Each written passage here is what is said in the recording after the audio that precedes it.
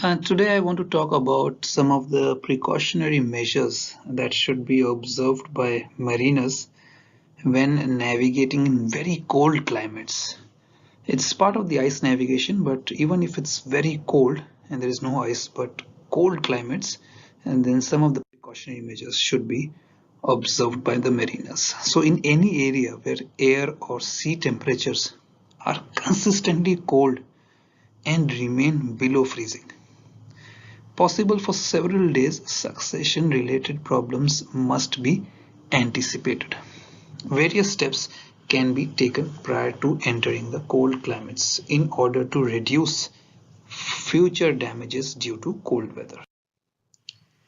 Firstly, terms of ballast. Air pipes and sounding pipes are often found to freeze up, and anticipation of the problem, especially if soundings change for no apparent reason, could well highlight the problems developing within the tank. Any vessel which is approaching cold water climates from warm water or warm weather areas should consider taking on fresh ballast, for example from the Gulf Stream. It should be borne in mind that any tanks above the waterline will be more likely to freeze than those tanks below the waterline. The reason behind this is the fact that tanks in a high position are exposed to the chill factor of the winds. In any event, it is always prudent action to pump out a few tons from each tank. This ensures that the air pipes are clear of water. However, the effect on free surface needs to be calculated, especially for high position tanks. Do not forget lifeboat water tanks, or those may end up cracked and empty when reaching warmer latitudes. If free surface is of concern, consideration should be given to pumping tanks empty, though this is not compatible with the idea of obtaining a deep draft when navigating in ice regions. The Canadian Coast Guard recommend that where possible, ballast should be recirculated where freezing conditions persist. Alternatively, the addition of salt or antifreeze to ballast may be considered as a viable option. Salt additions are cheaper but usually more corrosive than antifreeze, and it would be a matter of experience and the length of stay within the region that could well influence the choice of which to use to prevent damaged tasks. In terms of machinery spaces, heat circulation on the main engine in extremely cold conditions is not unusual, and boiler condition should be closely monitored. Specific areas are prone to damage, namely the steering gear compartment, and could well require the use of a continuous heater to prevent cracking of packing in and around the stuffing box about the rudder struck. Additionally, the use of a steam hose into any fresh tanks set against the ship's side could well prove useful and prevent damage long term. In terms of deck machinery, all water carrying pipelines should be drained prior to entering cold climates. If this is not possible, then continuous circulation should be considered.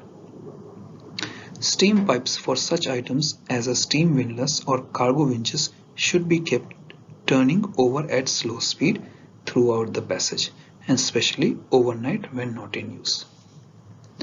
Derrick cranes or cargo grabs, where sheaves are likely to freeze, should be topped slowly and used at periodic intervals, while hydraulic pumps for hatches, etc. should be kept operational under continuous running.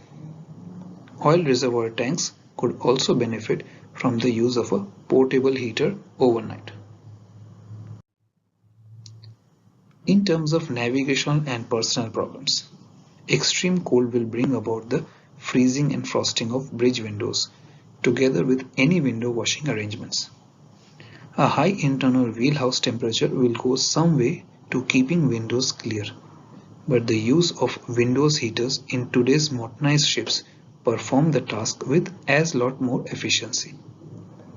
These should be checked prior to entering the cold weather areas. The use of fan heaters directed towards windows and onto clear view motors could also prevent icing up. Navigation lights may also accumulate snow and ice on the outer glass. These may require some positive cleaning with spirit. Spare bulbs and fuses should be readily available to remedy simple faults occurring due to cold or moisture. Watchkeeping personnel should not be overexposed to extreme cold. Long periods on bridge wings or in an exposed lookout post will lend to fatigue and loss of attention. Lookouts need to be rotated at shorter intervals in order to maintain efficiency. They need to be adequately clothed and protected against the cold, if possible, maintained in a warm environment. Contingency actions for adverse weather should be put into operation before the temperature falls, when working becomes difficult. Rigging of lifelines to assist in providing full and complete access to all parts of the vessel should be rigged as standard. Rock salt needs to be stored in an accessible place to be used on steel decks, which can be expected to become slippery. Pipe lagging should be checked and replaced where appropriate, and insulation position on or around sensitive equipment. Some of the useful stores for cold weather climates should be maintained as rock salt, electric fan heaters, which are portable, warm protective clothing, paraffin, axes, shovels, brushes, masking tape, antifreeze, protective gloves, steam hose lengths and couplings, as well as heat lamps. Thanks guys. Bye.